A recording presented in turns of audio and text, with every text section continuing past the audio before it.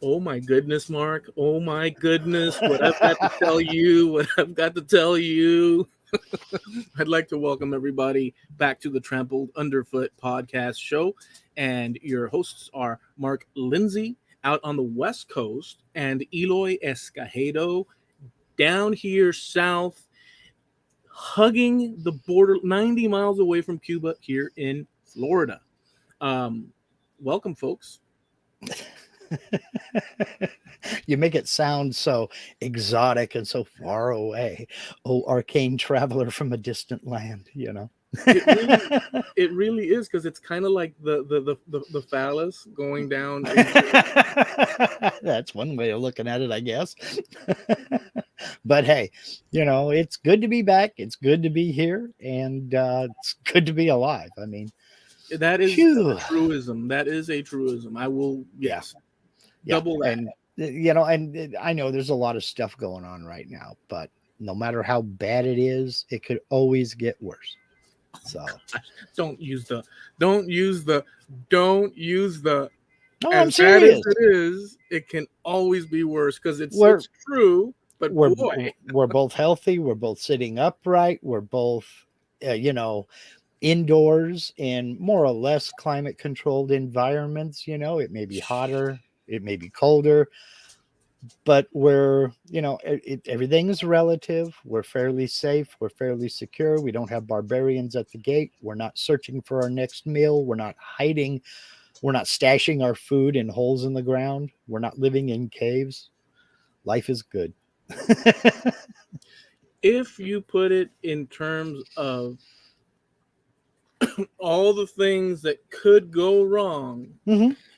then we're gonna have to go ahead and say, you know what? Let's take a step or two of pause Hmm. and sort of let that sink in. Hmm. um the disasters are always at the gates, Sure. and yet we seem to for the most part evade the unspeakable, generally Well, speaking. yeah, for the most part, yes. I mean, now accidents happen, and you can't you can't count on fate. You don't know what's going to happen. I mean, in the next 30 seconds.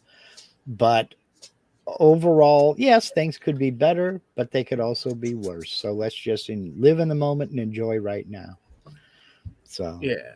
you know, Yeah, that sounds like the well, start of a song from somewhere back in 1973 or 4 or something like that. Enjoy living the moment, man. living for today, yo. Speaking of music from the 70s, I have a couple of questions for you, but I need to Uh-oh. set the scene a little bit.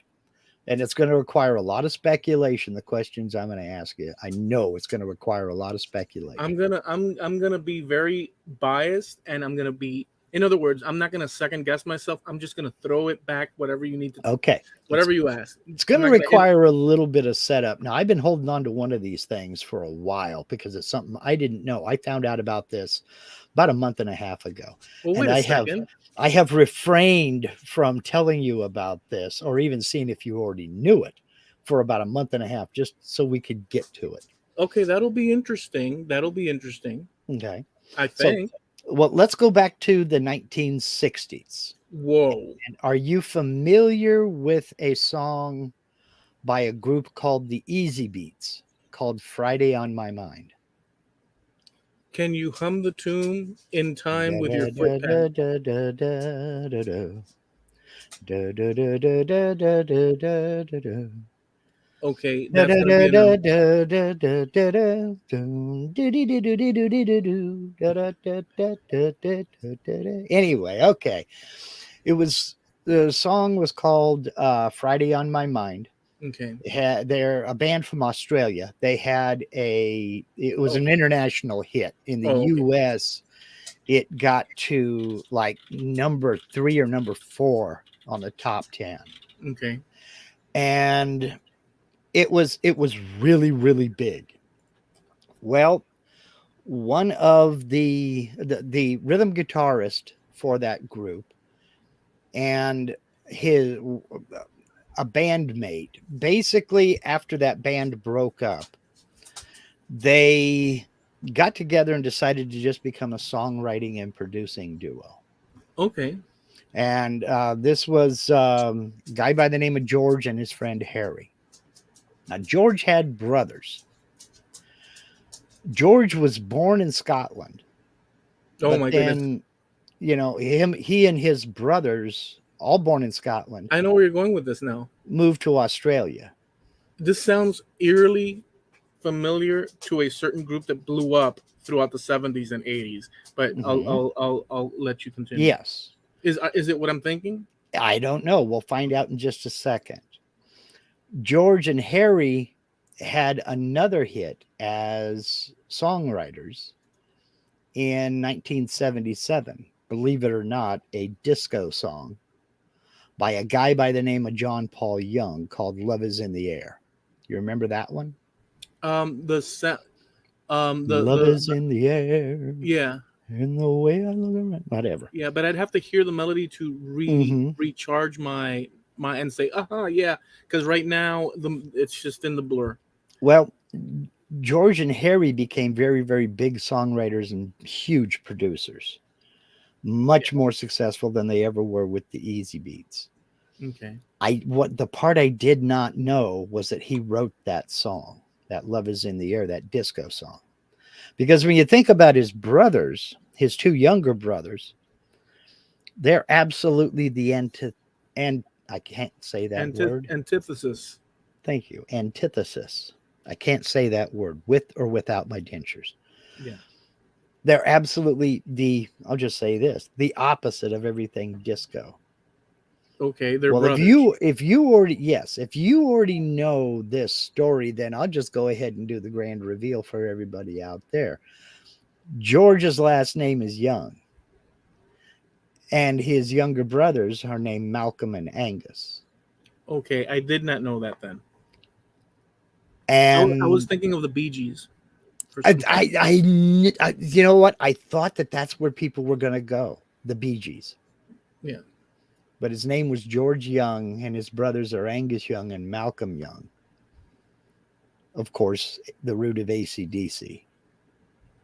Absolutely nothing like the disco song that George Young became super, super famous for. And in fact, George came along and he produced a couple of their albums, of the AC/DC albums, which I thought was, are you kidding me? That came from the same family? I would never have even thought about associating those people together. I thought maybe people would think about the Bee Gees because they were born in England and then moved to Australia. That's why I was thinking that. But there was a lot of that. There was quite a bit of that. Yeah. There was a lot of that trek from England and to Australia. There really was, and not only that, but also New Zealand and such. Right.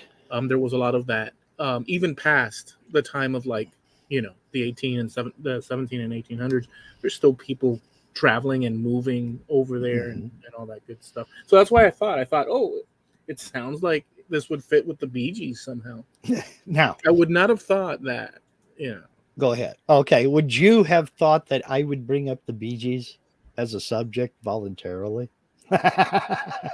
No, but I discounted how much you do not like them, and you have mentioned it in the past. So you're right. If I did think it through, I would have thought he wouldn't bother. That would be like you starting the Rolling Stones fan club, Yeah, that ain't gonna happen anytime soon. Exactly. So, geez, did I just snort? I just snorted. Okay. Well, where I was gonna go. So that was just one little tidbit, one little trivial thing off to the side. Snorting was another 70s thing.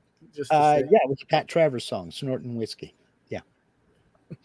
But the questions that I have for you, we know that AC/DC just absolutely blew up in the 70s and 80s. And their first few albums, the first two albums actually, were more they got a little bit of attention outside of Australia, but not much. And we're talking about the original lineup with Bon Scott as lead singer. Hmm. And but they really got worldwide attention when The Back in Black. well Oh, when he passed away. High Voltage came out and was released internationally, came out in the US. It was kind of a compilation. It had a few new tunes, but it was a compilation of their first two albums done in Australia only. And they did okay. They went on a US tour, but not really supporting that album. They were opening acts for like Kiss and Aerosmith, Ted Nugent, Blue Oyster Cult, things like that. But when they recorded the next album, Dirty Deeds Done Dirt Cheap, they really started to gain some momentum. Then Let There Be Rock came out, and it really picked up and really got bigger and bigger and bigger. Then they started to work on Back in Black. They were just starting to record. I mean, they had a couple of other albums out, Let There Be Rock and, Powerage. But then Bon Scott died. And they kind of scrambled and they looked for a replacement, obviously, and hooked up with Brian Johnson. So, and then when Back in Black came out, that was their biggest selling album ever. And then it just went crazy from there. Knowing the juggernaut they became and the driving force of hard rock music, do you think that would have happened under Bon Scott? Or do you think it took Brian Johnson to make them skyrocket like they did? Would they have been as successful as they became if Bon Scott was still the singer, if he hadn't passed away? That's my question to you. And I know there's a lot of speculation involved. There is, because there's a lot of alternate roads that no longer exist that could have existed, and the consequence of that. But all in all, I would say that yes, because during the era, from just get starting off from the 80s on, the metal was a big money maker with everything from the actual music, radio play, advertising, concerts, t-shirts, posters, magazines. The culture was primed, and yes, I will agree with you there. They were at the right time. The culture was primed and ready for. So I would say yes, they would have done it anyhow. And I'll just give you an anecdote of me as a kid. So when I was very little, in those early, I was just a little kid in those early years, late 70s going into the 80s. At some point, I had moved away from Sweetwater for a short time because my folks, they were trying to work things out. It only lasted for like a year, that inconvenience. But I was living a few miles away, and then I returned to Sweetwater, and I was a little bit. A year makes a big difference in a growing kid. When I came back to Sweetwater, I came back into my room and this and that, and I stepped out to play, and the other kids were older too, and they were running around, and I would run around with them, and they had older brothers with all the records and all the cool heavy metal bands, posters on their walls. We've mentioned that, the jean jackets and leather, walking down the streets, the Camaros and Thunderbirds in the streets, just the whole thing that we're aware of.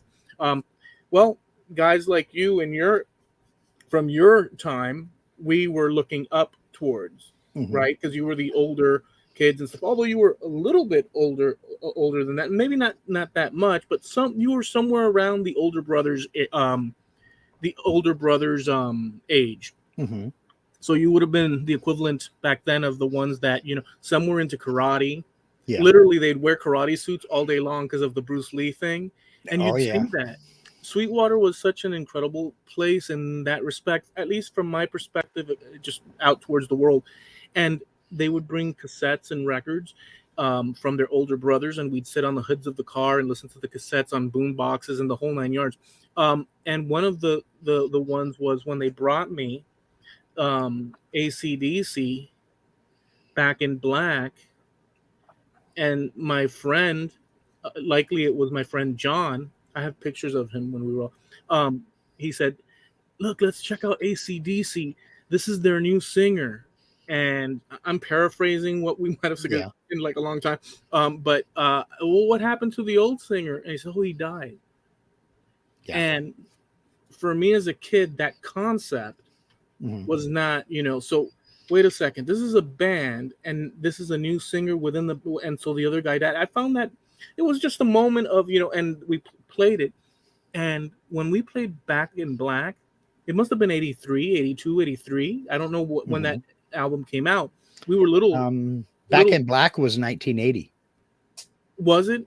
Yeah. So I probably got to it a couple of years down the road. So it could have been 80, 82, at most 82, 83 it could have been.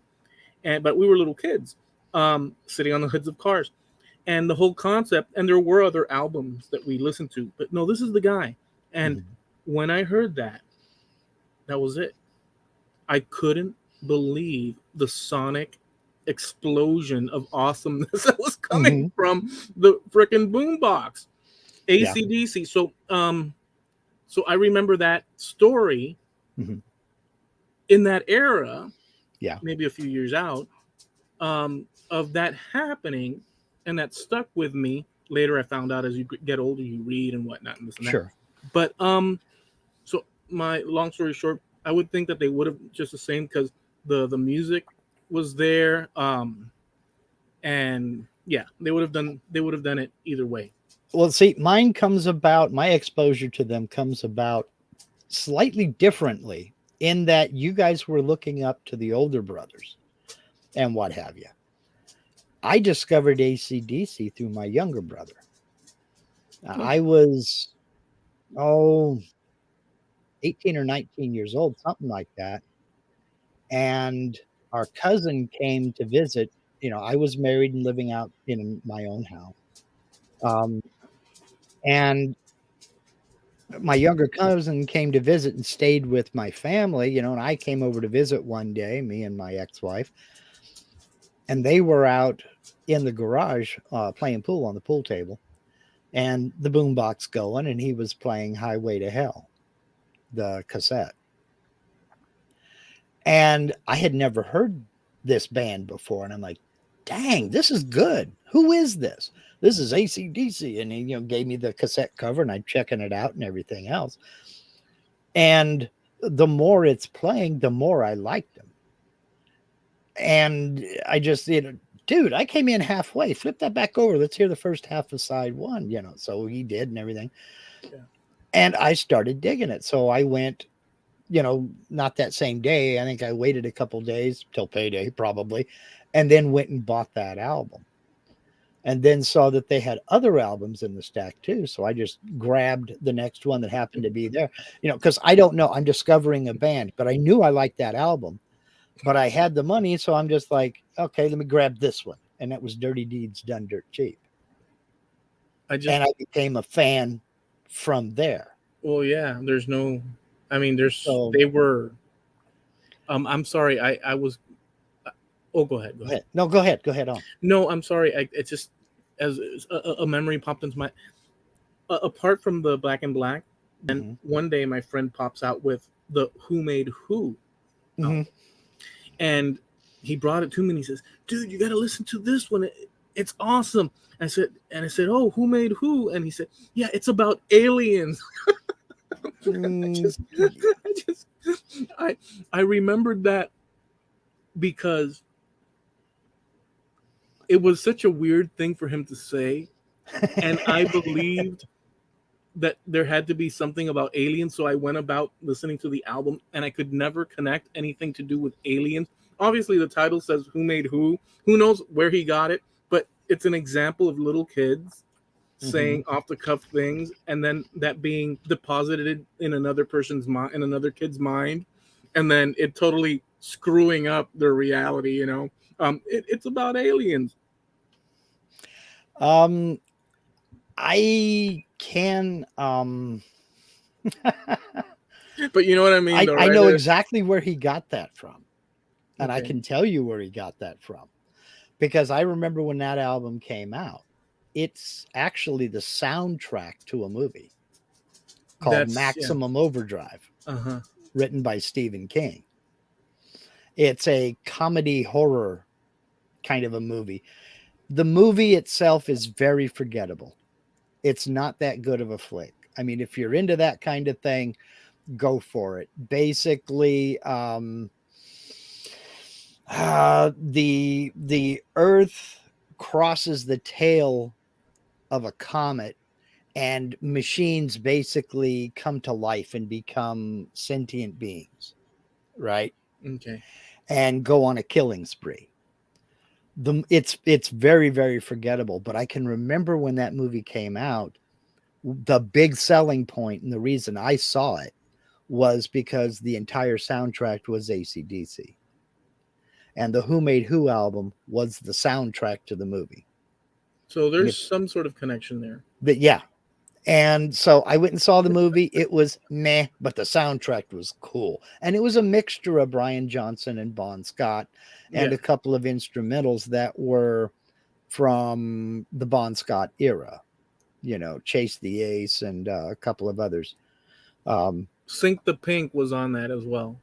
Yes. Sink the Pink, it's out of fashion. Because back then in the 80s, there was also this thing about, if you remember, and I'm sure you do, just the colors, man. It became like an explode. Sink the Pink, it's out of fashion. And guys would wear these hot pink shirts and the whole thing. And it was the antithesis. Here's the second place we can use that word that you used, of what the rock culture was, which was wearing rock t-shirts and the jeans, rolled up sleeves and whatnot, or white or black, just plain shirts and stuff, as opposed to the preppy sort of like look. Yes. And they had that song there in that. Oh yeah. And, oh yeah, big that. time. Well, so I think that's what that song was about. The whole conclusion to how I discovered them was I didn't think I was as out of touch at the time as I was, because I was in my blues phase and I was listening to progressive rock. So if it wasn't on the FM alternative album oriented stations, I wasn't really picking up on it. I was too deeply into Pink Floyd and King Crimson, Emerson, Lake and Palmer, yes, those kind of bands. But when I heard that from listening with my brother and my cousin, it was like, holy cow, man. I need to maybe kind of slip back over to AM every once in a while and see what I've been missing. Simply because it appears that I'm missing quite a bit here, And so I do remember when Bon Scott died, and I do remember how everybody thought, well, this is going to be the end to AC/DC. And then fast forward, here comes Back in Black. And I don't think even they knew how much of a juggernaut that album was going to be. Now, I don't remember which song was released as a single first, but I want to say it was You Shook Me All Night Long. And the minute I heard that opening riff, I thought, wait a minute, what's this? And then they got into it, and Brian Johnson's vocals came along. I was like, holy hell. Yeah, it's one of the best. It's one of the best rock songs ever. You can't, or I can't, get in the car and it Mhm. pop on the radio Oh, and yeah. me not pump it up. It's one of Oh, those yeah. things.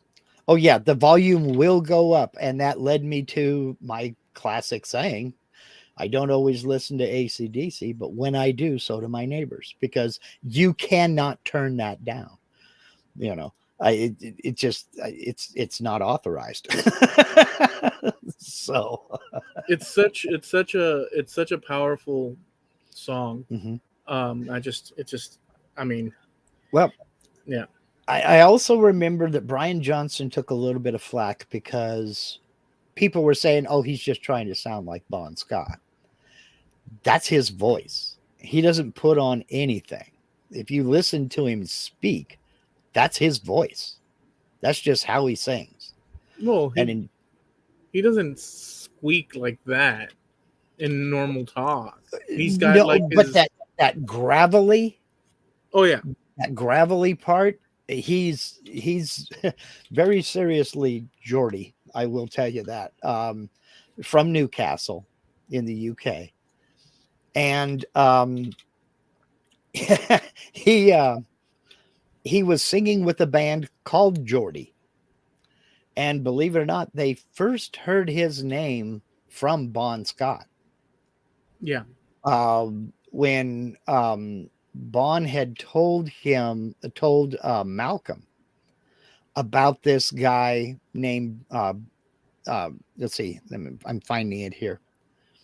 There we go. Bon had mentioned that he was in England and had heard a band called Geordie, and Brian Johnson was the singer. And this is a quote from Bon Scott. Brian Johnson is a great rock and roll singer in the style of Little Richard.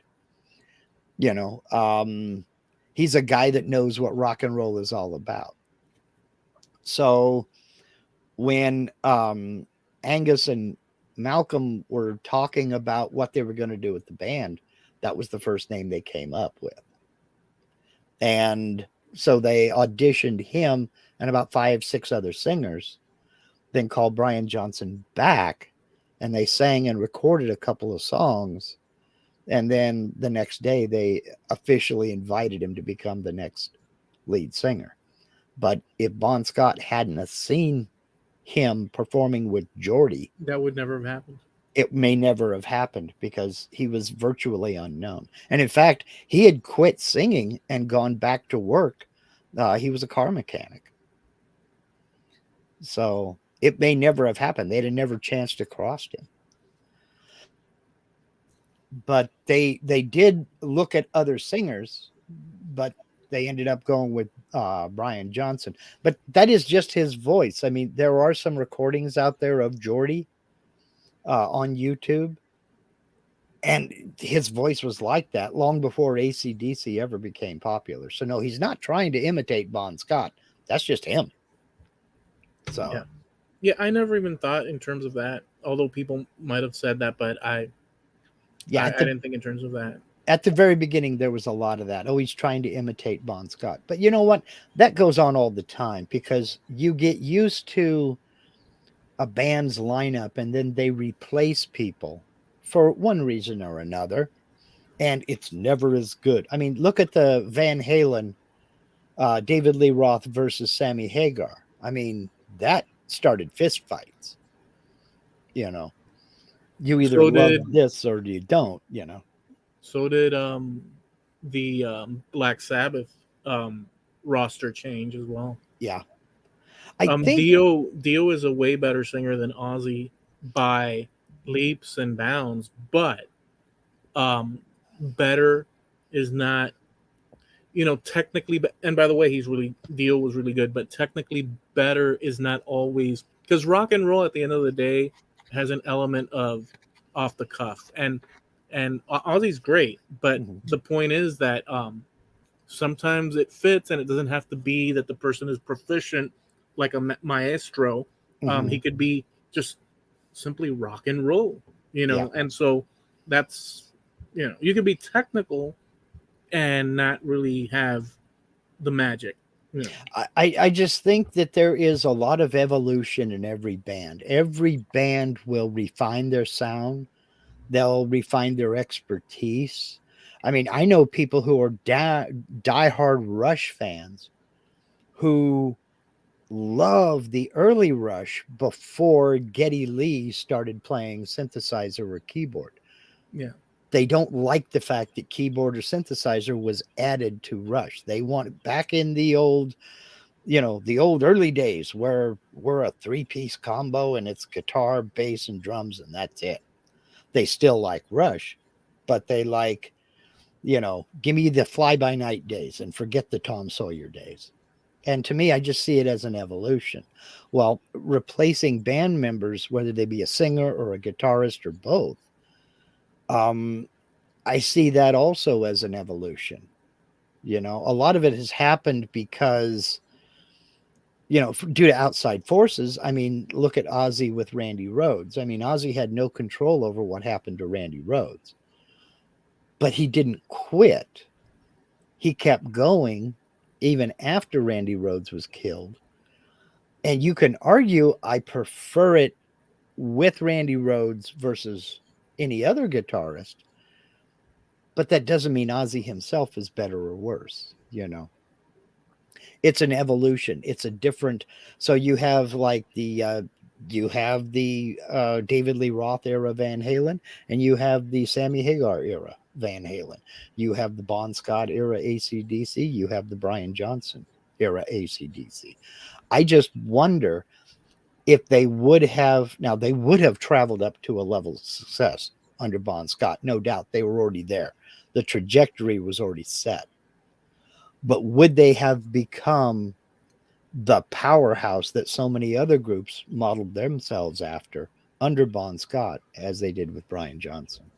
I think so, because of what I mentioned before, that they had the music, and there was enough need to fill the heavy metal rosters on radio play and t-shirts. So if you think about the 80s, all sorts of bands were signed and put on stage, um, dressed in the most outrageous Yeah. lipstick covered Hair permed metal? Yeah. hair, tight, jeaned and leather, just everything to get the money rolling. And people were ready to. I was one of them, ready to consume the heavy metal, hair Mm-hmm. metal. All of us were. All of us. All there were some that were into the preppy stuff, Yeah. so they were into, like, back then there was this thing called bass music. Mm-hmm. And so they had songs like, let's say, that one song called Diamond Girl. I think it's, I don't know Yeah. if you ever We've heard it. talked about it. Yeah. We've We've talked about talked it. about it before, but as an example, they would take that song and then they'd rework it a la, like what you'd see the rap, Mm-hmm. reusing of beats and whatnot. But they'd cycle for like an hour on the radio, Diamond Girl, Diamond, Diamond Girl, Diamond Yeah. Girl, boom, boom, boom, boom, boom. And so there was a crowd for that. That Sure. was Diamond Girl, Diamond, and it just kept going and freaking going. Well, that was just murder for the heavy metal world. Mm-hmm. And so, but there was enough of the heavy metal being pumped out, and everybody was really getting into it. Yeah. So there were those two worlds, and there were other little pockets, right? Sure. But And it was the same with us with rock and roll and disco. I mean, you had that big divide there. So well, this sort of like bass type music was kind of an evolution branch from that earlier pop disco world, mm-hmm. sort of like. And the heavy metal obviously was a evolution of what happened before it. But I think they would have made it because of that fact. And I Mm-hmm. think, I'm not sure, but if I remember well, those songs that came out in that Back in Black album Mm-hmm. were already written, and some were probably recorded, and so that was already in play, if I recall well. But you can check and double check if that's so. I've been looking because I've heard that a lot, And I've heard that. and I've not found any definitive yes or no. There were no vocals had been recorded. I have not found anybody with any kind of authenticity or any kind of inside knowledge who has said yes, vocals were recorded. No, not vocals, but I've heard But the music was. some music may have been, but I haven't heard specifically which tunes. But um, music had been written, but it wasn't completed. They started working on the album the same year Bon Scott died, with Brian Johnson, but it was released the year afterwards.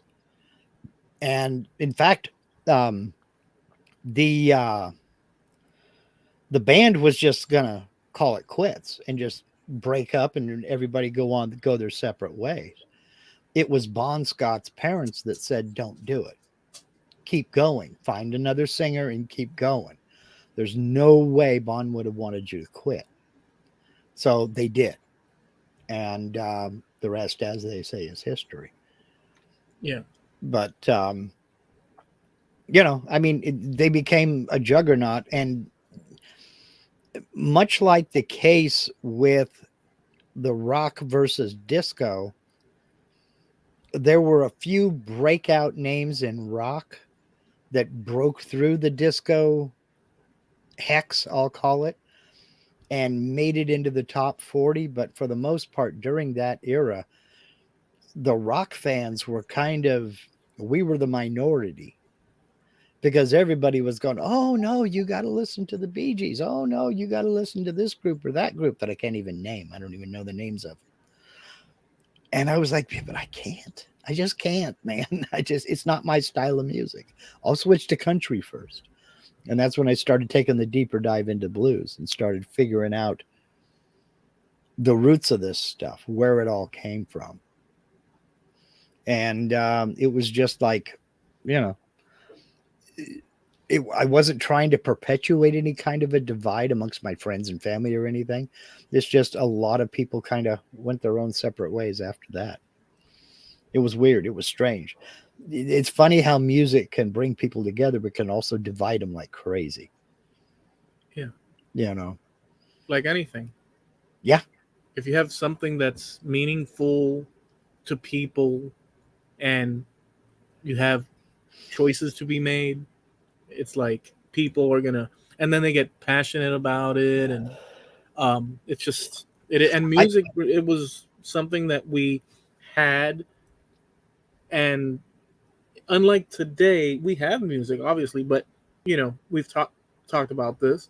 We didn't have this colossal internet environment where you may enjoy music, but if you press the button to the next page, there might be this fantastical, adventure awaiting you. Yeah. And okay, music can wait for half a second, and then 5 hours later, you're like watching rye fungus on rye, in a documentary that lasts 16 episodes. Yeah. There's always a rabbit hole to be fallen into, that's for sure. So we're not in that world of that, although we're in the last, we're not even in the last throes. I think that we're the because people born I can't place we'd have to make a choice where we agree roughly, but after a certain point, there's certain things that people didn't experience anymore after a certain point. Yeah. That were of the old world that we were a part of. Yeah. Generationally speaking. Yeah. And that now people only hear about through wild tales. I mean, a lot of people's grandparents are people that were born today, were people that were born, grandparents that were born probably in the 50s and 60s, which to us, like my dad was in the 40s, although my mom was in the 50s and stuff. So there were carryovers from their eras that we would pick up on.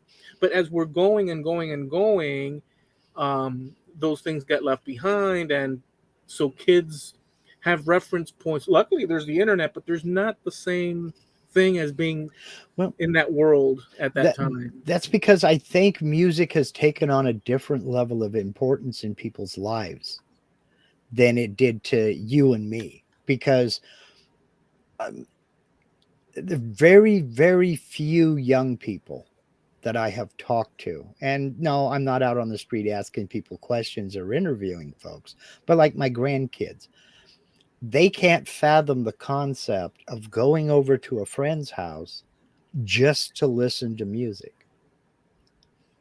You know, Right. you and I, we would do that all the time, either grab an All the album time. or invite friends over or go over to a friend's house to listen to a new album he bought. Yeah. And that was the activity, you know, 5, 6 kids sitting in the guy's bedroom. He's got the album playing, and you're passing the cover around and reading the liner notes and everything else and checking it out. And And talking smack along you're, with it. yeah, but you're just, the primary reason for be there is to listen to that album.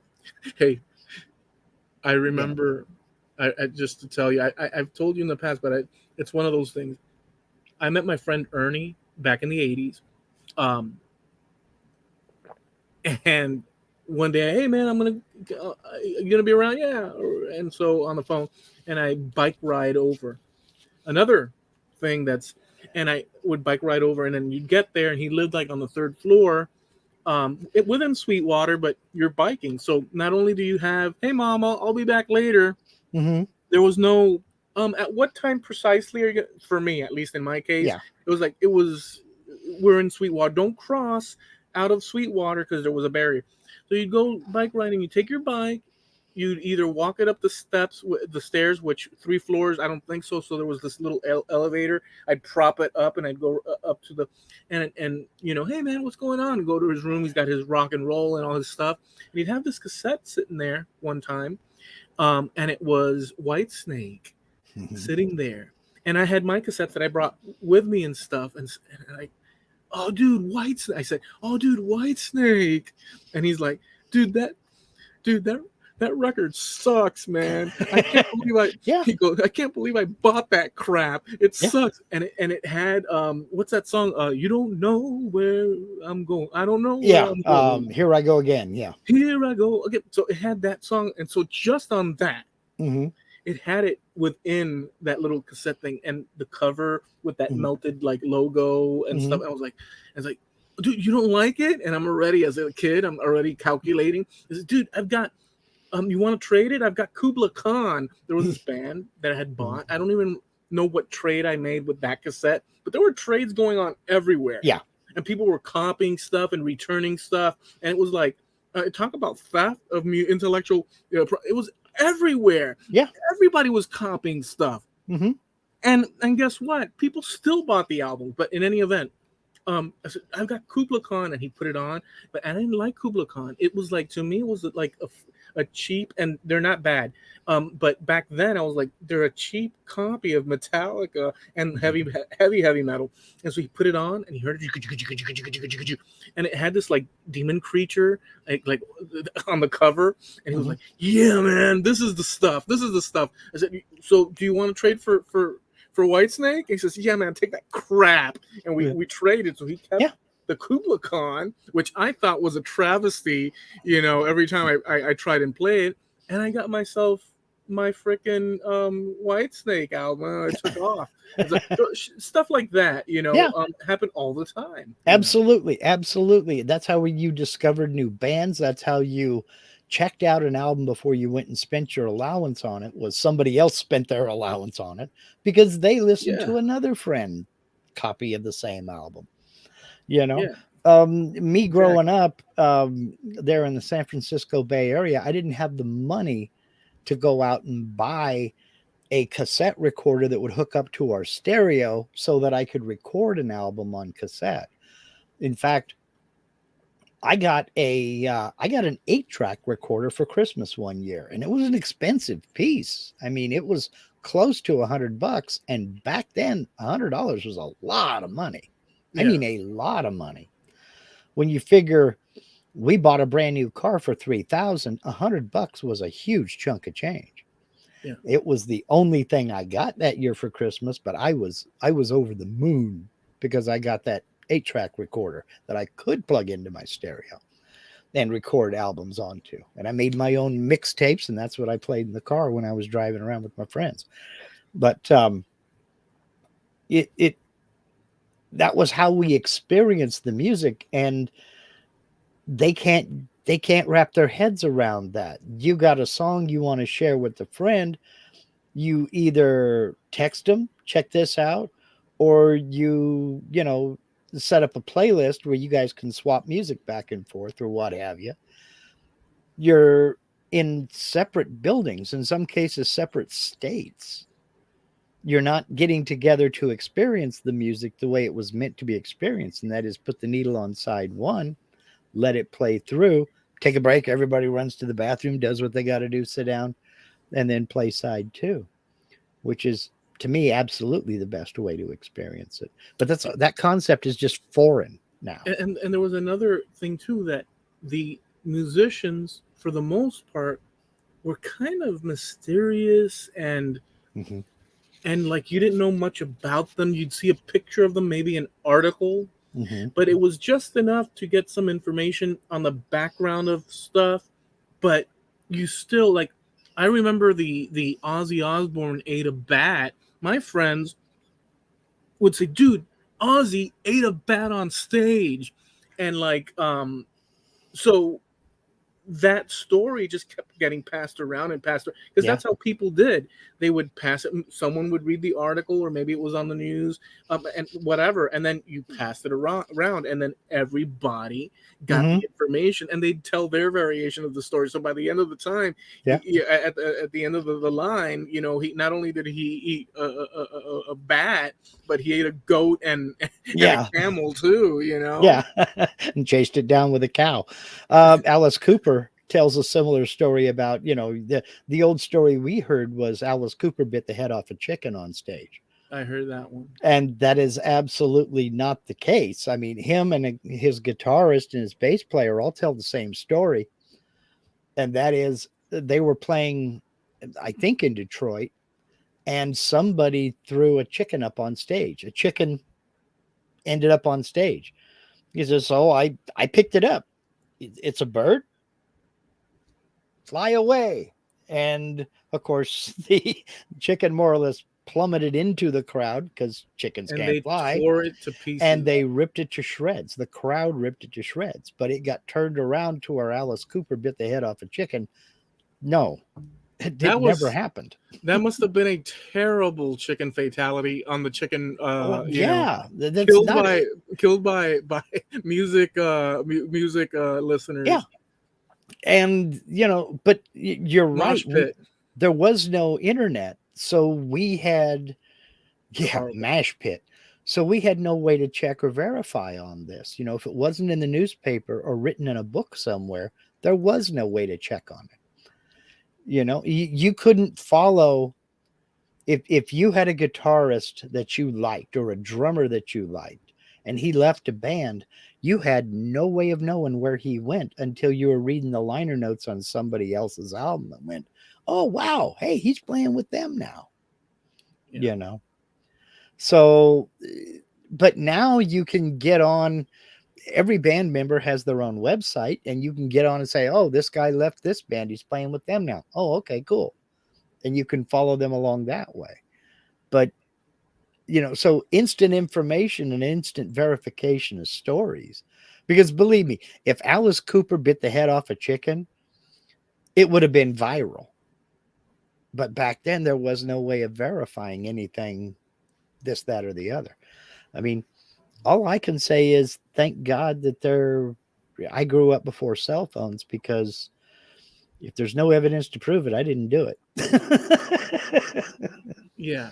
And if I should have done it, it was done hours ago. So it's also ancient in the annals of ancient history at this point, because anything past computer age, unless, like you said, there's photographic or some sort of diary or something like.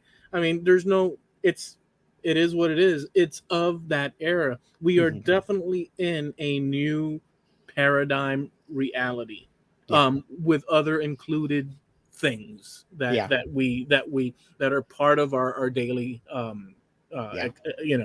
Now, existence. I know we're getting close to the top, but maybe this will kind of dovetail in. I know we both did it where we went over to our friend's house and we listened to music and everything else. But after, the VHS explosion, did you do that with movies as well? I did that with some on TV Mm-hmm. mostly. When VHS came around, my dad bought a VHS and put it in his room. Mm-hmm. Um, I didn't have access to the VHS. When he would go and work, I would. We had little stores where you'd go and rent. Mm-hmm. This was before Blockbuster. Blockbuster didn't exist. There Yeah. were little.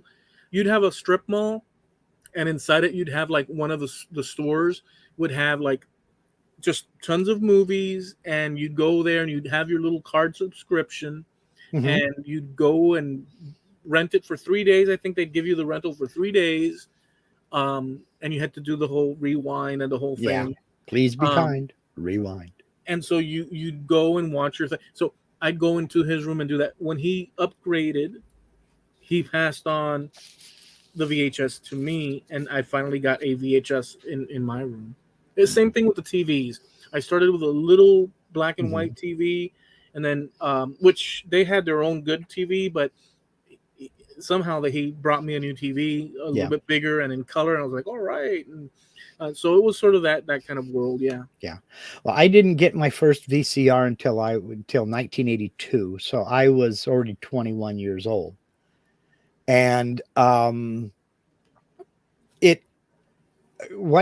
was stationed at Fort Ord, California. I was in the Army, and it kind of morphed from what we would do every once in a while was go up to the barracks. I was married, lived off of the base in an apartment that we rented.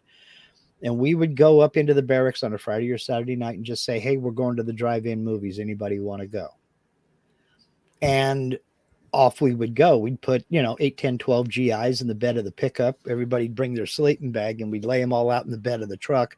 So you had like 6 inches of sleeping bags, back there nice and padded. And we'd pull back into the drive-in with the tailgate facing the screen, grab the speakers and just give it a good go. Well, it kind of morphed from there when I got my VCR. There were little mom and pop video rental places all around. It's an Army base. You have a captive audience. Lots of little mom and pop video rental places popped up, and they flourished because the GIs were constantly renting tapes. And we get a concession, go rent a couple of video cassettes, bring them to the house, and I'd have 15, 20 people in my living room all sitting there watching whatever movie. Yeah. And that was kind of an extension of that music thing. It just turned over to video. And I remember doing one of the most popular one was we did twice a year was I had the Star Wars trilogy on VHS. And we did all 3 Star Wars movies. That was later on, but it was really something. Just getting the whole group together and having a blast. But you didn't do that more or less with your friends? With friends, yeah, we get together and watch movies, absolutely. But as far as recording or like dubbing or whatever, I remember doing that to some movies and maybe some shows. Like if they had a concert on TV, I would record it. But yeah, I don't remember too well. I don't even remember that I much used the rewind thing. I just let it play. I think I can't remember that well those details. Yeah. I can't remember specifically. I know that I recorded shows every now and again. Yeah. But my dad, the reason he got the thing, he liked to record news programs. Like, so he was totally into so he would record news. Yeah. He was, because remember his whole thing, one of his things was to compile just information and data concerning political unrest in the Caribbean, particularly in Cuba. And so he would record any sort of conference. He'd do it with newspapers. He would buy all different newspapers year after year after year after year. They'd come to the door and he'd cut clippings. He'd organize things. He basically, like a library for news concerning the topics that he was interested in. So I'm a bad copy of that. Like I'm a downgraded copy of what he was, but I take after my dad in many ways, because apparently I'm doing that with the genealogy thing. My interest, of course, but he was like it's constant. Fanatic about it. I would record certain TV shows, but they had to be something special. Like I went through a phase where I was recording NASCAR races, and I would play them back and watch them. But then I kind of got out of it. It's because it's like, why am I saving this? What do I care? Am I going to go back and watch this race 10 years from now? I know who won. So I got out of that. I would more or less basically just record things that were going to be on while we weren't home for some reason that I wanted to watch later. And that's all it became. I stopped archiving video. Of course, it's a redundant format now. So everything that I've got is kind of lost until I go buy another $20 VCR off of Craigslist and record it over to DVD or something digital that I can, store on the computer, what have you. Because right now, like I've got footage of us in Germany that I can't touch because I don't have a working video cassette recorder. But that day will come. I'll get one and get it transferred over. That's another thing that just popped into my head about all this. For us back then, high definition in the realm of music, of movies, was going to the movie theater with the huge screen where you can really see the actors' faces and just the whole. Whereas TV was, what it was. Today, high def is everywhere. So so we had to go somewhere to get a bigger view, a more detailed view of things, because those TVs didn't cut it necessarily. I mean, back then they were great, but in contrast, I mean, I don't even know how Lee Majors looks, because he was basically the equivalent of pixelated.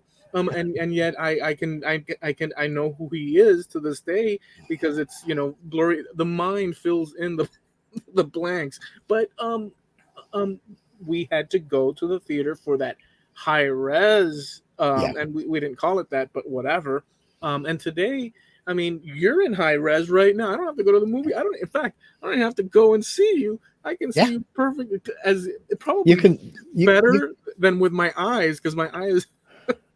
You can see that I certainly need a shave, but but then you also have video files and audio files who are gotten to the point to where they have built theaters in their homes. I mean, Linda's bagpipe instructor, her husband. Congratulations to Linda, by the way. Just wanted to I'll mention that in a minute. I was saving that for later. Oh, you mentioned her name, so I said what I said. Well, her bagpipe instructor, her husband, he has built this humongous home theater in one room of their house, and they don't have a TV set. They watch everything via that home theater, and everything from the local news or whatever TV program up to, movies and what have you are in this big theater room with surround sound, the whole thing. So it's just as good as going to the drive-in. I say no, it's just as good as going to the theater without the popcorn, and the $22 jujubes or milk duds. So it was a nice experience, though. We could still do it, right? But it was a nice experience to. You know how people say there's those memes on line and stuff, where they say, I had the best childhood because I grew up getting my knees scraped and falling off the bike and Hmm. this and that and all the things from yesteryear. And I always look at those things and say, well, yeah, but I always think as well that the only reason you love that is because that was your experience, Sure. but you could be, I don't know, somewhere in some tropical chasing island with a spear and chucking it at animals, and then you look back and you think, I love those boars that we used to chuck Yeah, really. back in the day, because it's your personal account. You know what I'm saying? So Sure. it's, well, what you said, it's all relative. It Hmm. really is when it comes to these things, Yep. So I see that as that, but all that aside, um, everything that we experienced individually, but within those eras, um, sure have enough meat to them to tell fantastic histories and stories about those experiences, and they were very special because they were our experiences. Yeah. Yeah, Yeah, exactly. Every generation grew up during the best time, yeah, and every generation blames the generation before for the problems during that best time. And that's been going on since the first generation. I mean, that's all there is to it. So yeah, that's never going to go away, nor should it, because it's those perceived mistakes and errors and problems that keep us moving forward. Because, we may not want to hear it, but it doesn't matter how old or how young you are. One day soon, your kids will be blaming you for their problems. So, you know, you take the slings and arrows with the progress, I guess. Be they deserved or not deserved. it's crazy. I'll say this one last thing, and whatever you have I just want to say this in reference to the blaming and this and that. It is not blaming, but I remember as a kid, I remember telling my dad, this is going to sound weird, and if you don't have perspective on the situation, but whatever, I'll share it with you guys. It's meaningful to me and it makes sense to me, but I said to my dad, Dad, you know what, if it weren't for what happened in Cuba and Castro, I wouldn't exist, because you and Mom met here and you were from different parts of Cuba to begin with, and Hmm. you met here due to and my dad looked at me and he said, nah, that's not the way he said. He said, nah, nah, nah, nah, nah, and he kept going, like he dismissed it. um he was quite able to process this, and then some, but uh he said, that's not, don't bother with that. I found it interesting. I never uh I never I knew I was on solid ground with the fact of it, Hmm. and but I never pursued him giving me a solid reply, because my dad, authority, and whatever he said, that's it. So if he said no, it was no, and that was the end of it. Yeah. But I remember that me mostly I remember me questioning that, um, neither one way or the other as a problem, but just the notion of things winding down in the direction that they do Yeah. due to a series of different situations that are out of our control and beyond our thing. Yep. I found it an interesting thing, and I always remember that he said, but he kind of like, now don't think that way. I had to interpret his no. Hmm. It wasn't a mean no. It wasn't a negative no. It was like, nah, nah, nah. It was like this. It was kind of like dismissing it, like saying, don't bother with it. I Yeah. always remember that. I find it. I always remember it. So That that take it opens for what it is. that opens up a door to a whole nother discussion, but it's absolutely true. And it comes down to the point to where it all boils down to each and every individual on this planet is lucky. It's 100% luck. The odds against those two people getting together and the essences that made us got together and that we were born, it's 100% luck. From our And perspective. from our perspective, exactly, we are Because lucky to be here, because yeah, if one of those things would have been switched, totally different person. Yeah. So that's something to be thankful for. That's another discussion. It's another discussion that's mind-blowing stuff because Who I knew? mean it really is mind-blowing stuff. But Who just knew we could get that deep? just one well we have been doing just another thing I'm just saying my dad also in newspaper articles that he wrote throughout the 80s, 70s and 80s, mostly throughout the 80s, which I've been able to download from the Herald and stuff, and I've saved them. But he would he did allude to that question. I'm curious if Mike asking him that, I doubt it, but he wrote an article, and I have it saved there, where he talks about the consequence, people blaming. This was back in the 80s, but the consequence of people blaming current situations during that time, in reference to the blame of Christopher Columbus, as an example. It wasn't necessarily that, but he said, on the topic of one issue, he said, so we're going to blame these people, but maybe we should blame, and he went through a series of things in the article, maybe we should blame Christopher Columbus, because without him, nobody would have arrived here from those places that people arrived. Yeah. Or maybe we should worry about the people that preceded. How about the Egyptians? Wait a second, the Jews. He went through Europe and stuff in his article.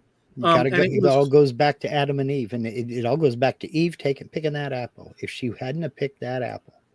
Well, the article, he displayed all these different variations of one group and the other group and the other group, sort of like snowballing, but he did it in order to sort of like make it clear to the reader with that particular issue. I forget the specific now, that what the issue was and where they were trying to blame a group or whatnot.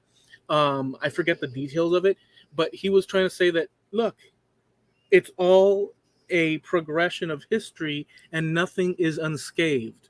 Nothing is left. No rock is left unturned, and everything is rolling downhill, avalanching through the progress of time. He wrote about that in those terms. And so whatever. So the idea wasn't, not, he was privy to that idea, but when it came to me asking him about it, his answer to me was no, like kind of like, just go and enjoy yourself. Yes, run and play. Just be home before the street lights come on. Right. And I just thinking to me. Yeah, I found that an interesting thing. Anyways, whatever. Okay, well, you ready to land the plane? Yes. Okay, let's go ahead and get her done then. Okay, so we go live every Tuesday here on our YouTube channel, and that's Trampled Underfoot Podcast on YouTube. And I've got to scratch my foot. I'm gonna die if I. Oh. Okay. You want to start? You want to try that again?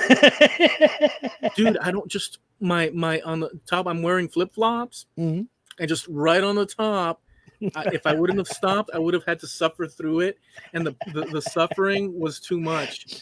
Okay, so scratch that. I do. Okay, so we go live every Tuesday here on the YouTube channel, the Trampled Underfoot Podcast channel on YouTube, and that's Tuesdays at 9:30 Eastern, 6:30 Pacific.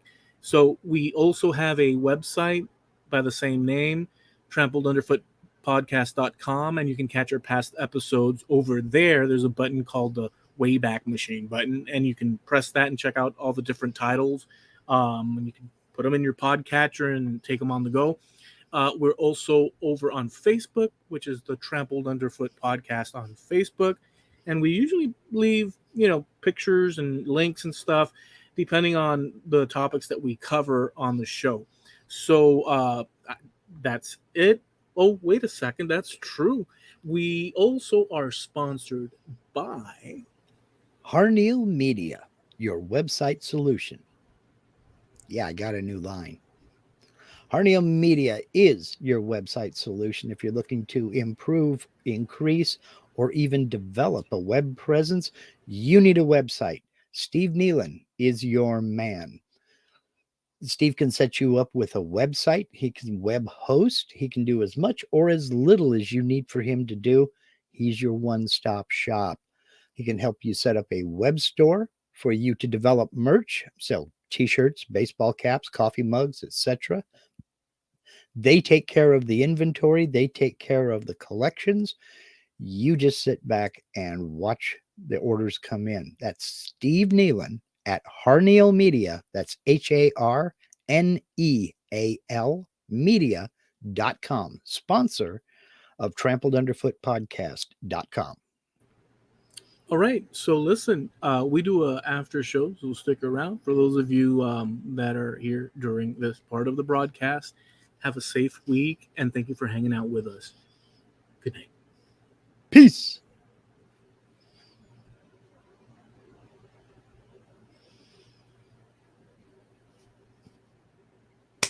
Okay. I don't need that long a break, but I understand you. But I did it because that's how long I would like. But when I see you, when I'm doing mine, I'm like, man, if I could just do it a little bit longer. But I see you waiting, and I say, damn it, I'm going to have to clap earlier than I wanted to, but I do it in order to give you relief. And so then it makes it. But if whatever, you get the point. I get the thing. I'll stop at that. I'll stop at that. And I just wanted to make it official. My display name down here, Banana for Scale. I do have a banana for scale. It's right here. It is an actual 6-inch ruler. Well, guess what? And my name down there, Swampy. It's swampy. It's super swampy in here. Oh, Greg Snowcrutcher says, don't want to see Eloy scratching his thong. What would you do for $1 million, Greg? I'll be right back. Give me 1 second. I know what he'd do for a Klondike bar. He'd throw it at me. Okay. Let's go up here. Let me get back up to the top. When he gets back, I will fix this and get some questions. And What? My wife Linda says she was looking for that. You you only have to ask. She includes this in every picture. Okay. I got this from our friend Patrick at Patrick's Workshop. Okay. And he 3D printed some parts for me back when I had the laser. And he just threw that in. He printed one up and threw it in. I didn't ask him. Oh, that's a print? Yeah, that's 3D printed. With the yellow? Yeah, had a yellow filament, and it's got a ruler built in, and I've checked it against my tape measure. It is accurate. Is it hollow inside? Yeah, it's hollow on the inside, but it's hard plastic. And that's awesome. The letters and the numbers on the lines are all printed in, part of it, Yeah. So it's cool. It's a joke. My wife Linda, she posts pictures of something, and the old internet joke about, well, the banana's for scale. Well, yeah, but that depends on where you're getting your bananas. That's why we have this one with the numbers on it. People can see the banana for scale. So, speaking of my wife Linda, and I didn't include this in the audio because we don't generally talk about it in the audio portion of it. Now that it's a done deal, I can talk about it. I couldn't talk about it before, but she competed in California's biggest indoor solo bagpiping competition Saturday and Sunday, this past Saturday and Sunday. And she took I'm going to get this right, second place, got the silver medal, second place in, they call it a 6-8 march with the 6-8 time signature. She took second place in that competition. Then there's another style of pipe music called pibrach, which thinks classical music. It's classical music for bagpipes. It's very slow. It's generally speaking a lament to memorialize a person or an event. It's very, very difficult. It's taken very, very seriously by pipers. and it is the hardest judge, uh, the hardest judged, I should say, because they're looking for every little thing. And she took first place in that competition. So she came home with gold and came home with silver. And I wanted to say congratulations, baby. I know she's That's out there awesome. listening. She's been working hard on this. And that was a statewide competition. Well, actually, that's all over the West Coast. It's a West Regional? Coast, yes, the whole region. That's And something to be flipping over and happy and proud about. she's very happy. I think her feet are finally on the ground now. I don't know. That's huge. I was threatening to tie a rope around her waist to keep her pulled down, and so it's easier to get her in the car because she was walking on air. I'm not kidding you. How many people in the competition? I mean, You know, she's in the chat. She could tell you that. I don't know how many people she competed against. But to even be ranked, you have to come in at least sixth. And they call that being in the box. When you're in that box of the top six, you did well. It's that tightly judged. Okay, she said the competition was worldwide. They even had competitors on tape from Scotland. Okay. So it was worldwide that you were dealing with? Yeah. So it is a major thing, and that's why she's happier than you can even think about. And I'm prouder than you could think about too, because I know how hard she had to work for this. She's been working towards things like this for coming up on 20 years. It's coming to fruition, and just watching her excitement and watching her be happy over things like this is worth it. So it makes me happy and makes me proud. So I just wanted to say congratulations, baby, in front of everybody. We're a little bit more intimate here in the after show than we are on the audio side, because there are in the 6-8 March, there were 9 competitors. There were 7 in the Pibrach. So it's not just another snappy tune. I'll put it to you that way. On a side note variation, just for fun, I could imagine the parking lot. I could imagine, because the volume of those, I could imagine. Oh, even worse. No, I could imagine the park, and I don't know which venue they used this time, but the last few that I've been able to go down and see, they were playing in a hotel. So could you imagine being on the 4th floor and what the hell is that? All day long, because it's just one person after the other until the last competitor is finished playing their tune, then go away. And there's 6 or 7 going on at the same time. It's very competitive, but yeah, like she said, it puts the fun back in funeral. So, but so yeah, she's happier than heck about that, and I can't say as I blame her. So she just added to the honeydew list. Now I have to make a display case for those medals. So yeah. Greg says, don't know if I really want to be intimate with Eloy and Mark. You love it and you know it. Dude, when people start, wait, what's the word? What's the saying? Thou does protest too much. Protest too much. Well, that Greg means. Greg knows he's our cuddly Canadian teddy bear. Dude, if we can't get along, if we can't get along with you, America to Canada on that level and on a personal, the world is doomed. So you're already creating obstacles for something that can really be very Greg, pure and beautiful and really right. I mean, what have you got against world peace? Yeah, man. Robin says we got into talking about AC/DC. Robin's buys in DIY. She said, I love Back in Black and Who Made Who and Ride On Too. I like that one as well. And I personally, I think that particular AC/DC tune doesn't get the credit it deserves. Which one? Ride On. Is that the slow one? Yes, slow blues tune. Yeah.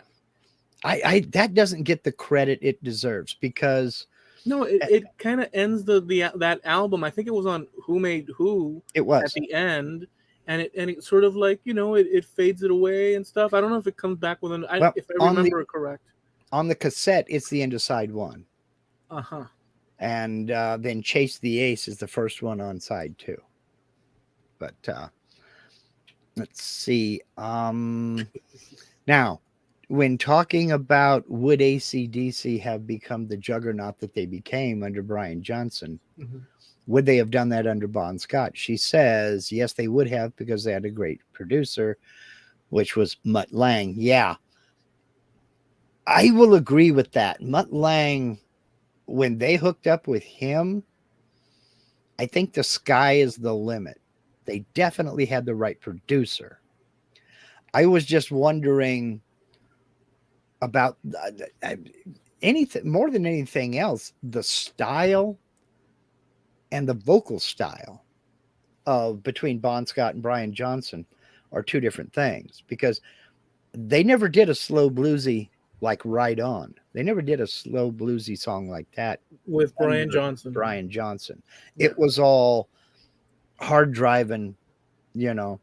In fact, I remember I don't remember who was interviewing them, but they asked Malcolm about that. Why you guys don't do a power ballad? And he says, because it would just be another power ballad. Every metal and hard rock band out there does a power ballad. If we did one, it would just be another power ballad, and there are enough. Thank you. So they never did one.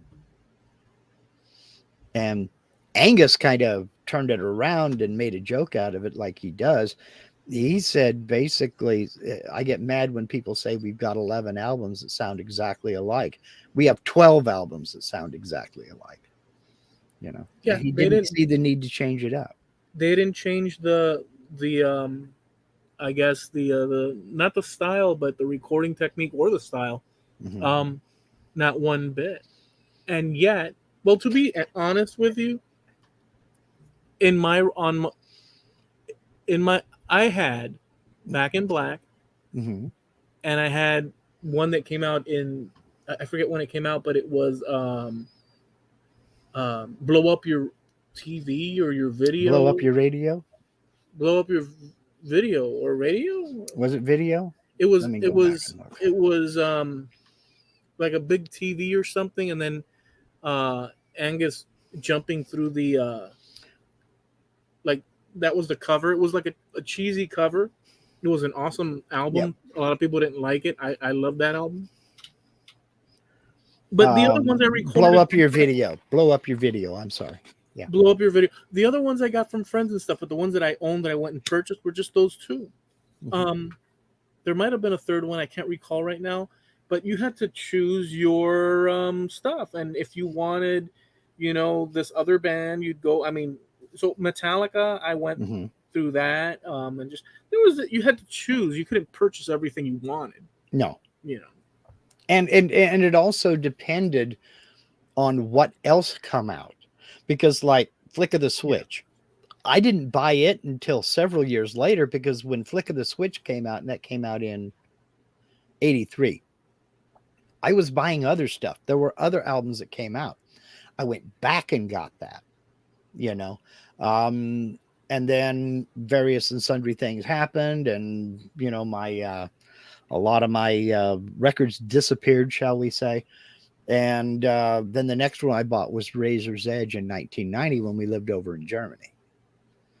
But I knew I wanted that album. That's a good album too, by the way.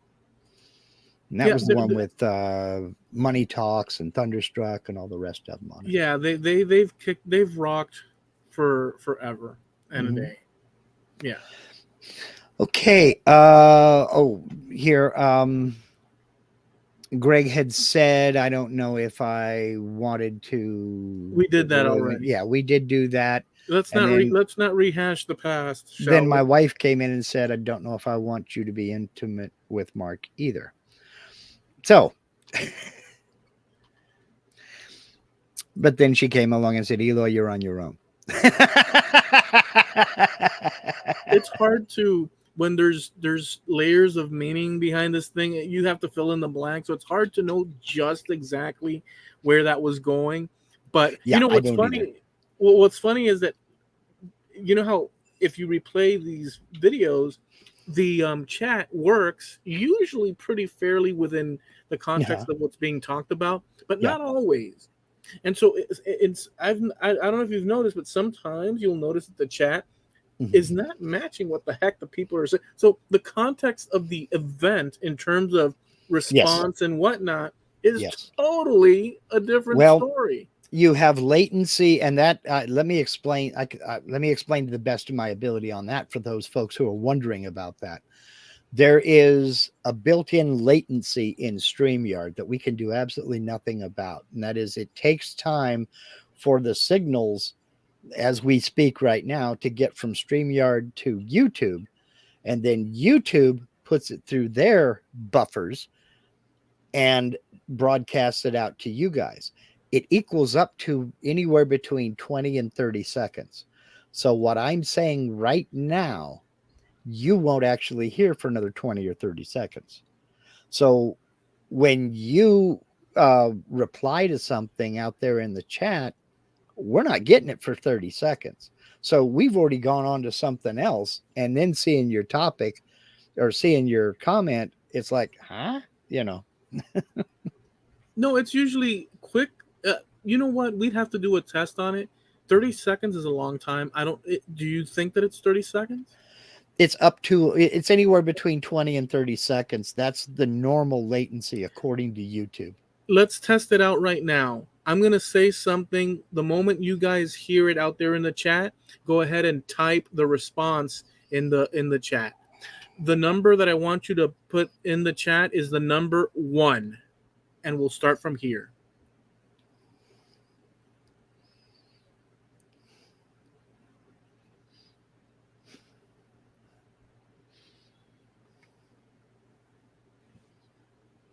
$16 and Greg, huh? I counted 13. Okay, I started counting when you said 1. So Oh, they said on average Mhm. it was anywhere from 20 to 30 seconds. So Okay. 16 seconds is actually pretty good. But in 16 seconds, we can go on to something else. No, but well, yeah, no, but you know what's funny is that now we're getting everybody's delay from wherever they're at across the world, a country in the world. So there Yes. are variations depending on Right. people's particulars as well. Mm-hmm. So there's a lot of different little factors going on too. Right. Yeah. So, because they type it in on YouTube and hit enter or whatever, however they're doing this, using their thumbs up, they're on a mobile device, then it's got to go from them through YouTube and then back to us here at StreamYard.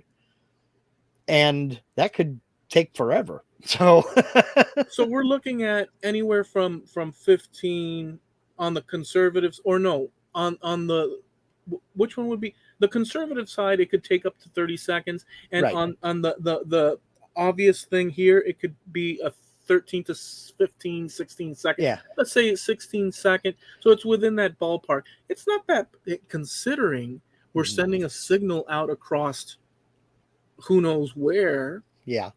Well, even broadcast radio has a 7-second delay, but that's on purpose. And they do that in case you swear they can bleep it. That's So, right. That's right.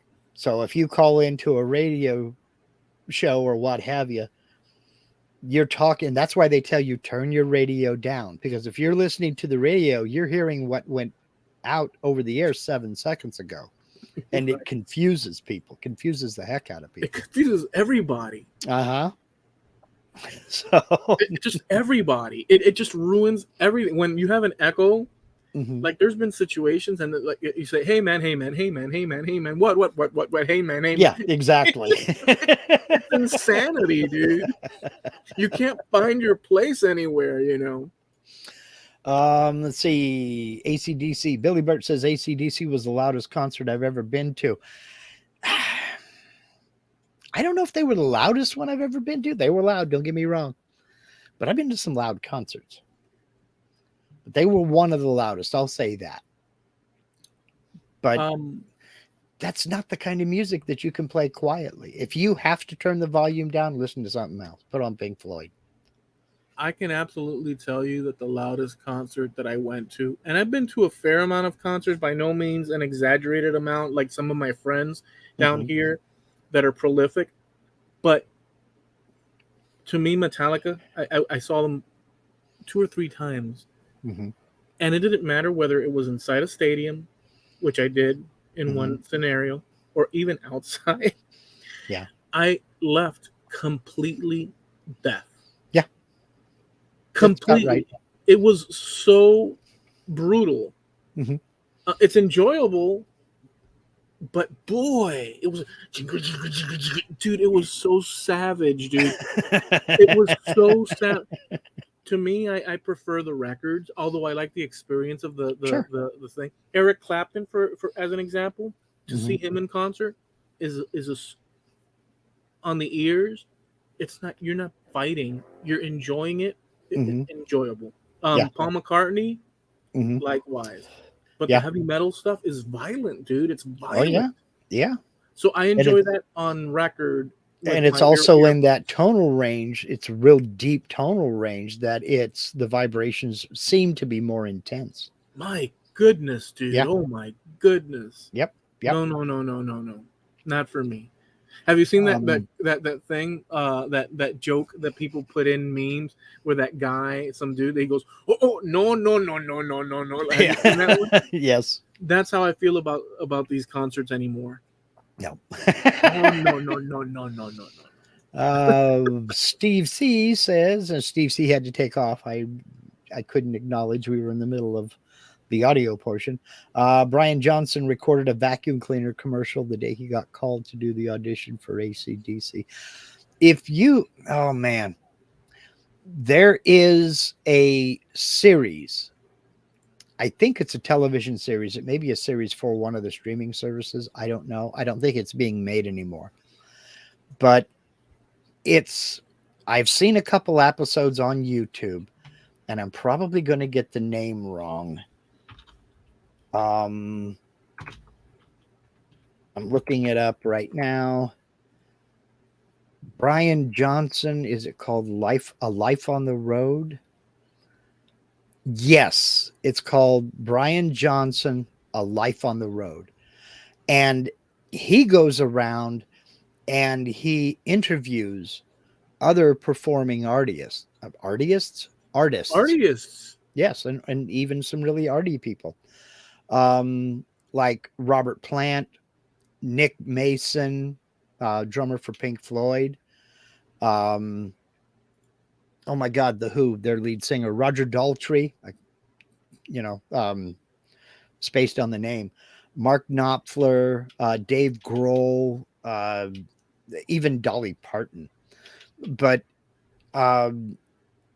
it's an excellent, excellent series.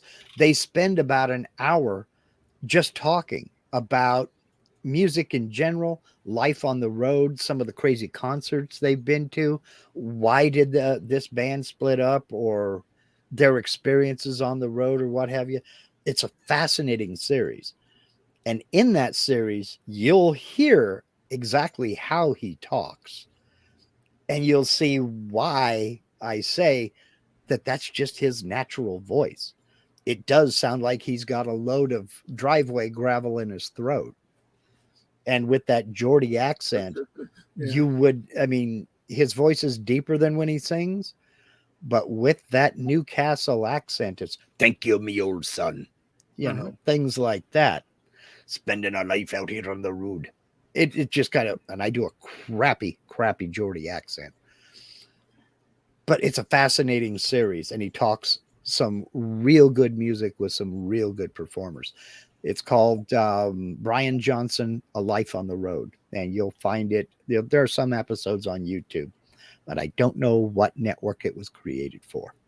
But he also has a YouTube channel called Brian Johnson TV. So it's at this point in the show that we always bring up a fun topic, or curiosity, or little tidbit, and I would like to inject that at this moment. For those of you listening, Did you know that, fun fact about Canada, Manitoba is the capital of the world when it comes to Slurpee consumption? Thank you for listening to this factoid. Let us It is. continue. It is. I didn't realize that. And we discovered that when we were on a hangout with Greg Yeah, one time. yeah. And he's brought that to our attention. I'm like, no, it can't be. It's Yes, so random. per capita, they drink more Slurpees than any other place in the world. It's so random of a factoid. And their milkshakes aren't that bad either. But it's one of those things you talk about it being random. Yes, it is. But it's one of those things. Who would make that up? Well, you have to be clinically insane to come up with that one and it not be true. Yeah, why would you want to? Why? Fun fact about Manitoba: we have the highest Slurpee consumption rate per capita. Yeah. You Yeah. can't dismiss that. What do you want, a hug or something? I mean, it's... But that's not a dismissible. You can't just brush that one off as you can't take that from your desktop in your brain and put it in the little what is it, trash folder or whatever you call it, or trash what is it called? The filing cabinet. No, we have a name for it. Is it the trash bin, recycle bin? I can't even remember the word recycle bin, but I can tell you this: 50 years out, I will be able to remember that Manitoba is the world capital for Slurpee consumption, because it's such a mind jammer. It just things that shouldn't coalesce and are happening with that statement. Greg says Slade 10th row center was the loudest for him. I mean, we saw. It's funny. It's funny when you talked about Metallica. Yeah. We saw AC/DC in Germany. In fact, I've talked about this concert before. They set up the stage right behind my wife's hangar there on the airfield. And AC/DC was the headliner. It was the Monsters of Rock tour. Metallica was one of the opening bands. And this was about the time the Black Album came out, and Enter Sandman was in the top 40. It was being played on the radio. And so they were just starting to explode. And it was the Black Crowes, Metallica, Queensryche, Motley Crue, and AC/DC at that concert. And AC/DC was a headliner. And the whole thing was loud. The whole thing was loud. So I can't say that one band was louder than the other. Yeah, Metallica overtook it at Bayfront Park over here. It was so loud, Mark, that it was even back then. So when you're kids, when you're young, you're kind of stupid in a lot of ways, no matter how smart you are. But looking back, the smartest thing that I could have done back then, if looking back, and sure, there's no regrets necessarily. Well, kind of, I would have walked to the furthest end and enjoyed the concert from afar within the field, but where the music would or freaking noise would dissipate into the air. Dude, we were right up in there. And in fact, we were in the mosh pit. And dude, I went moshing and I got beat to crap, dude. It was a nightmare, dude. Aerosmith was pretty loud, but that was at a venue in Reno, Nevada called Lawler Event Center, and it was all assigned seats. And we just happened to be up in the first balcony. There were 3 other balcony levels behind us. We were on the first balcony right in the center. So we were looking straight down at the top of Steven Tyler's nose. Not a great place to be, but we were, back far enough to where it wasn't make your eardrums bleed loud, but it was plenty loud. And again, an indoor venue. So, there was that to take into consideration. But the acoustics were right. It wasn't all echoey and everything. We weren't so far back that it sounded like, reverberation. but it was still pretty damn loud. I got to see Robert Plant Mm-hmm. twice in 2 different decades. Yeah. Twice. The first time I saw him in an arena, Mm-hmm. small venue, medium-sized venue, almost like a high school or university meeting hall Mm-hmm. with with the chairs that climb up a little bit, but it's not so exaggerated. It's kind of like it was an intimate. Robert Mm-hmm. Plant was about this big, Yeah. and that's pretty big because when I saw Paul McCartney, he was like this big. Yeah. Yeah. And the concert Robert Plant Mm-hmm. performed, and he played guitar. I didn't know up till that point that he played acoustic guitar, and he played it. And I was like, holy crap, look, he's playing acoustic guitar. I just thought he was the guy with the singing. And the whole concert was awesome. It was so beautiful and impeccable, and the sound tones that were bursting out of the instruments. Mm-hmm. It was beautiful. And the second time was at Bayfront Park again, Mm-hmm. in the open, and that kicked butt too. So he kicked butt, and it wasn't overwhelming. It was heavy, but Mm-hmm. it wasn't overwhelming. Metallica, it's too much, dude. It's too much. You can't enjoy when you feel pain in your ears. No. Let's see here. Linda says our daughter was 15. We allowed her to go to the Monsters of Rock concert. That was the one with AC/DC and Metallica on it. Accompanied, however, by her whole 6-man squad as bodyguards. Yeah. Linda kind of laid down the law that if anything bad happened to her, that the whole squad was going to pay. So she was definitely in charge, and she loved it. Exactly. She did. Greg makes an excellent point. Doesn't always have to be loud to be good. You're absolutely right on that. There is some music that I don't want it loud. I want to enjoy it. I got a story about that when you're talking about seeing Robert Plant. That's one of the regrets I do have, is that I never saw Led Zeppelin live. And I didn't see Led Zeppelin. I just saw Robert. I could have, but I found out about it after the fact.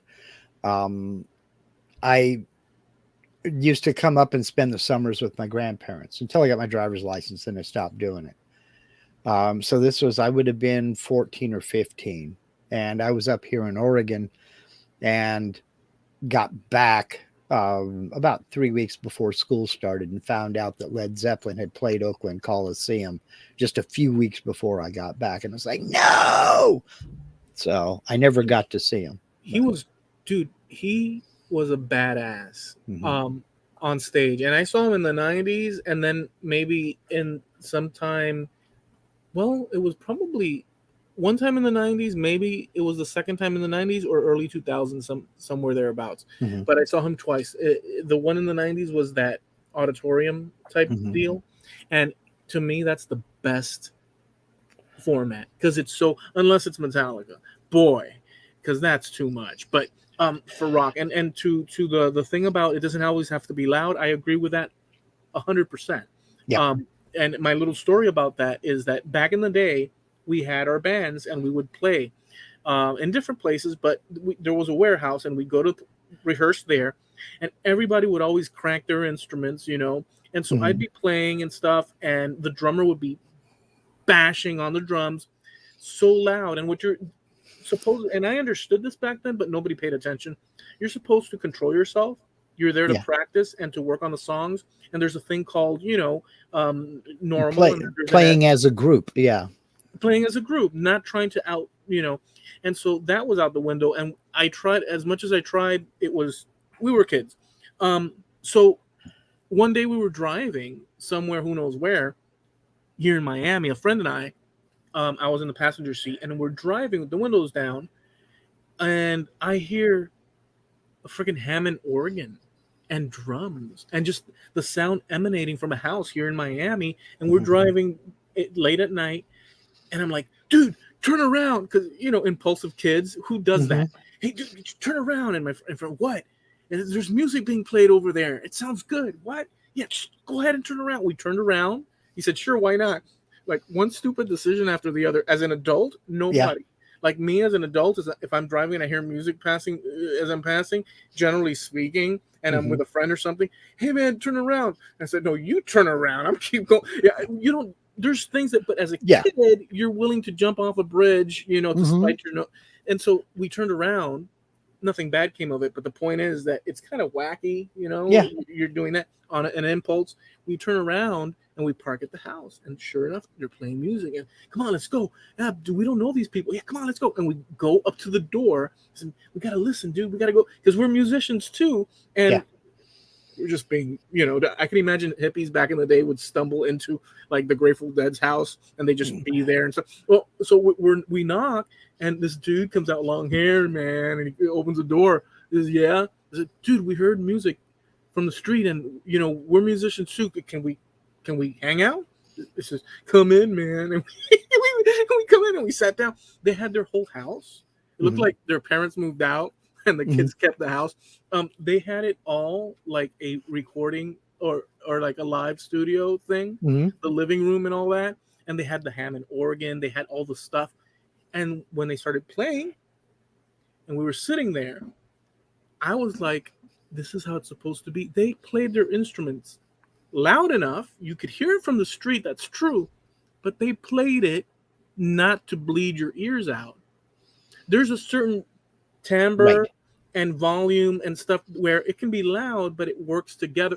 They were doing it right. We were doing it wrong. Yeah. So anyways, that was just an experience. Sure. Anything come of that? I mean, did you jam with them or anything like that? We didn't jam, but we talked and maybe exchange. I don't remember the details, but they were really good. I don't even remember their name. We met a bunch of different people back in the day, and we would play with a few of them and just different combinations of people, but I don't remember. All I know is that they had their stuff down pat. These people, I forget who they were at this point. Yeah. Well, I can verify that there are certain genres of music that you don't want played loud. Like I'll give you, for instance, one of the earlier concerts that I went to see John Lee Hooker and Bo Diddley play. That must have been great. Oh, it was fantastic.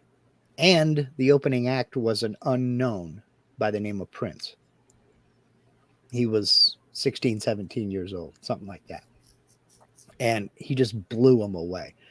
But he opened for him, and then John Lee Hooker came out and played a set, and then Bo Diddley came out and played a set, and then John and Bo came out and played together. Then they brought Prince on with them, and the three of them jammed. And it was fabulous. It was loud enough to where you could hear it, but it was not so loud that it hurt. It was a good volume to where the people in the back row felt it as much as the people in the front row. Yeah. But the people in the front row didn't have to move back. You know what I mean? Yeah. It was a nice, comfortable listening level. And it was one of the better concerts I've ever been to. But I wanted to go see Bo Diddley. And I knew that there was a John Lee Hooker. I think I had heard Boom Boom, but I wasn't sure. I knew he was in the Blues Brothers, but that was about it. Oh, man. Freaking awesome stuff. I mean, I had his album. So he had in the early, maybe it was 90, 91, 92, or 89, somewhere between 87 and 92, maybe. He had an album called The Healer. Obviously the guy goes back in the day. Oh God, yeah, way back. His album The Healer had guest stars throughout the album. Santana played on one of them, I think, and whatnot. And it's a beautiful album. It's a beautiful album. And he's it's the blues. So what are you gonna do? It's got its imperfections. He has the rough around the edges thing. Boy. Yeah. The thing about the blues is that they allow for that you said. Oh, you guys are musicians. Come over and play a number on stage with us. Yeah. Let's play. And you guys. So they're very that. Whereas a little bit of the snobby rock from back in the day had other attitudes. That's why I liked Yes. blues during that era as well, in my growing up, because there was a little bit of communal, all right, come on, let's see what you got. Come Yeah. on, no problem. But with the rock, it was a little bit more snobbish, like, no, this cake is for us. This is us. Yes, exactly. And And there's a that time and place for both. And there's a I get it. there's a But time and place for both. You're right. right. Yeah. Um okay, yeah, Greg talking about a Hammond with a Leslie speaker. Mhm. I had the chance to buy a Leslie speaker, but couldn't put the money together. And I don't know what I would have done with it because I don't play any instruments. But the only thing I can play is the stereo. The Billy says nothing sounds like a Hammond B. Yeah. Yep. Let's see. Linda says bagpipes have no volume control, so earplugs are mandatory. Yes. If you look closely, every bagpiper wears earplugs. At the chanter, where the sound comes out, it comes out at about 100 anywhere. I've heard anywhere between 107 to 110 decibels. So it is loud. They can be heard 5 miles away. My niece and nephew, several blocks over, they know, well, the whole neighborhood knows, but they know when Linda's out practicing. So I'll tell you what. Over here, see, so imagine, because I've talked about this before. But what is the decibels on that? 110, Linda says 110 at the chanter. Okay. Yeah, because sometimes when I don't want to jinx it. We talked about that in the previous episode, so maybe there's nothing to like putting on different colored socks to be your lucky socks for whatever. I don't want to jinx it either, though, because there is something to that too. But when certain neighbors bust out with the music, they don't, and they have volume control around these parts here. They don't stop at 10. They turn that puppy up to 20 somehow, and they'll make your windows shake. Yeah. And it's like, but there's that's and with all the crazy music whatever, I'm randomly by comparison, I just looked it up. At 110 decibels, you're looking at a jackhammer or a power saw. A thunderclap is 120 decibels, so 10 decibels less than a thunderclap. So, damn. Greg says World War I pipers were called women from hell by the Germans. That was one specific group, the 44th Highlanders, also known as the Black Watch. They were known as the ladies from hell because they went into war wearing their kilts. So that wasn't the 44th, excuse me, 42nd Highlanders, known as the Black Watch, by the Germans known as the ladies from hell. There's smaller bagpipes as well.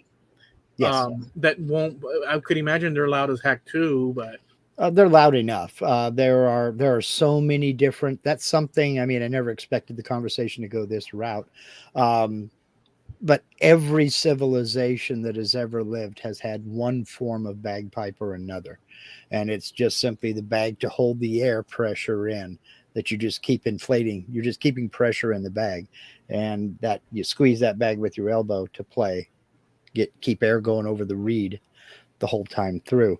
There are shuttle pipes. There are kitchen pipes. There are church organs have a system of air. Yes, that blow over, right, and it blows over a reed or valves or whichever. I mean, there are various different types, but it's like, take a clarinet and put a bag on it, fill that bag with air, and continue to play the clarinet without having to inhale. Yeah. So it's an automatic. It's actually, if you think about it, it's kind of like automating, or you know what I'm getting at, right? Like it's doing certain job for you. So like you're pressing the air. You don't have to do that with yourself in particular.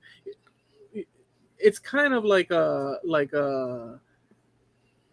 forget what I'm saying. You don't know where I'm going, and neither do I. Forget it.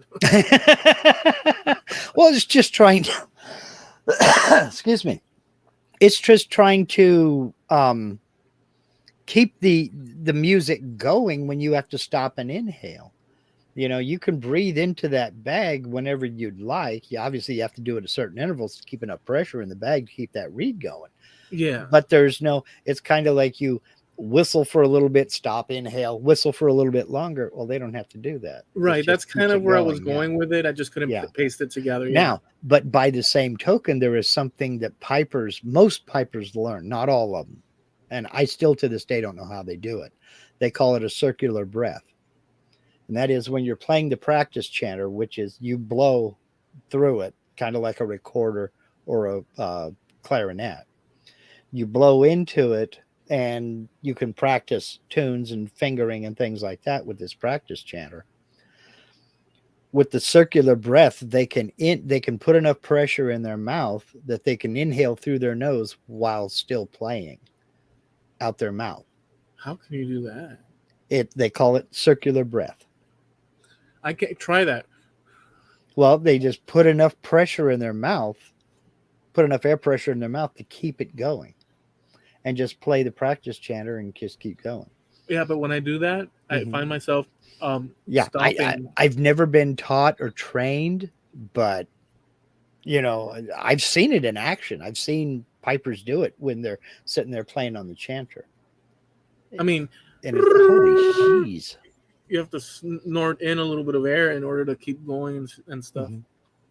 Whatever. So,